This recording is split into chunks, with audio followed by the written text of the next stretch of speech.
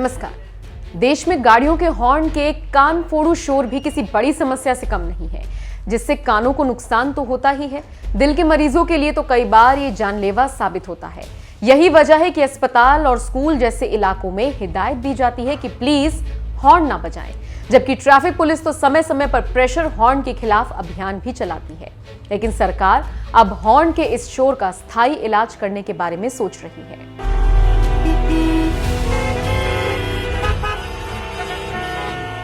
देश में एक से बढ़कर एक लंबे चौड़े हाईवे, पुल, अंडरपास बनाने वाले केंद्रीय सड़क परिवहन मंत्री नितिन गडकरी अब लोगों को हॉर्न के शोर से भी छुटकारा दिलाने के मिशन पर लग गए हैं। इसलिए वो एक ऐसा कानून लाने के बारे में सोच रही हैं जिसके बाद गाड़ियों से चिल पौ की आवाज नहीं निकलेगी, बल्कि बांसुरी की मीठी धुन, तबले, ढोलक की थाप और हारमोनियम जैसे वाद्य यंत्रों की मधुर आवाज सुनाई देगी। इतना ही नहीं, पुलिस की गाड़ी और एम्बुलेंस में लगे सायरन भी सरकार हटाना चाहती है। इसकी जगह पर आकाशवाणी की धुन इस्तेमाल की जा सकती है। केंद्रीय मंत्री नितिन गडकरी ने महाराष्ट्र के नासिक में एक राजमार्ग के उद्घाटन समारोह के दौरान अपने इस प्लान के बारे में देशवासियों को बताया। उन्होंने कहा, हमने लाल बत्ती खत्म कर दी है, अब मैं इन सायरन को भी खत्म करना चाहता हूं। अब मैं एम्बुलेंस और पुलिस द्वारा इस्तेमाल किए जाने वाले सायरन का अध्ययन कर रहा हूं। एक कलाकार ने आकाशवाणी के लिए एक धुन बनाई और इसे सुबह सुबह बजाया गया। मैं उस धुन को एम्बुलेंस के लिए इस्तेमाल करने की सोच रहा हूं ताकि लोगों को अच्छा लगे। खासकर मंत्रियों के गुजरते समय सायरन का इस्तेमाल जोरदार आवाज में किया जाता है, जो बहुत परेशान करने वाला होता है। इससे कानों को भी नुकसान पहुंचता है। केंद्रीय परिवहन मंत्री नितिन गडकरी ने बताया, मैं इसका अध्ययन कर रहा हूं और जल्द ही एक कानून बनाने की योजना बना रहा हूं कि सभी वाहनों के हॉर्न से भारतीय संगीत वाद्य यंत्रों की आवाज आए ताकि उन्हें सुनना कर्णप्रिय रहे। तुम्हाला माहिती आहे, आकाशवाणीमध्ये सकाळी 5:30 वाजता किंवा 6:30 वाजता जेव्हा सुरुवात व्हायची तेव्हा एक व्हायोलिन वाजायचं। ते एक ज्यू कलाकार होता जर्मनीतला, त्यांनी ती ट्यून तयार केली होती आणि ती आपल्या आकाशवाणीने स्वीकारली। फार सुंदर ट्यून आहे बघा। जेव्हा आकाशवाणी सुरू होते तेव्हा ती वाजते। मी आमच्या सेक्रेटरीने विचारलं, ये ट्यून एम्बुलेंस पे नहीं लग सकती? पुलिस के गाड़ी पर ऐसी कोई ट्यून नहीं लग सकती? तो मैंने अभी तक सोचा ही नहीं। मतलब सोचो, मैं मंत्री हूं, आपको सोचना होगा। आणि आता मी कायदा करणार आहे। मर्सिडीज असो, BMW असो, टोयोटो असो, महिंद्रा असो, आता कर्कश हॉर्न वाजायचे नाही।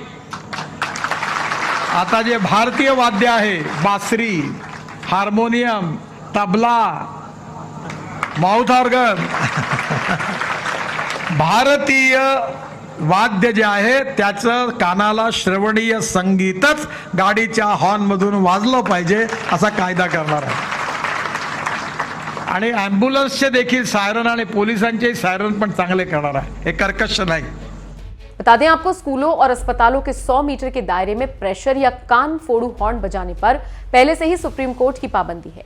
लेकिन अब सरकार भी प्रेशर हॉर्न से पैदा होने वाले ध्वनि प्रदूषण की रोकथाम के लिए कड़े कदम उठाने जा रही है। केंद्रीय सड़क परिवहन और राजमार्ग मंत्री नितिन गडकरी इन प्रेशर हॉर्न पर रोक लगाने के लिए नया कानून लाने जा रही है। अगर ये कानून लागू होता है तो जल्द ही प्रेशर हॉर्न की जगह संगीत की मधुर धुनें सुनने को मिलेगी। हालांकि सरकार इससे पहले साल 2017 में भी ऐसी कवायद कर चुकी है, लेकिन उस वक्त केंद्रीय सड़क परिवहन मंत्रालय ने हॉर्न के शोर को 100 डेसिबल से कम करने का सुझाव दिया था। विशेषज्ञों का कहना है कि 8 घंटे तक 93 dB से अधिक ध्वनि के संपर्क में रहने पर कानों के सुनने की क्षमता को नुकसान हो सकता है। मोदी सरकार जहां हॉर्न की आवाज वाद्य यंत्रों की धुन पर करने के बारे में सोच रही है, तो वहीं केंद्रीय प्रदूषण नियंत्रण बोर्ड यानी कि CPCB तो प्रेशर हॉर्न वालों पर 1000 से लेकर 1 लाख रुपए तक का जुर्माना लगाने के बारे में प्लान बना रही है।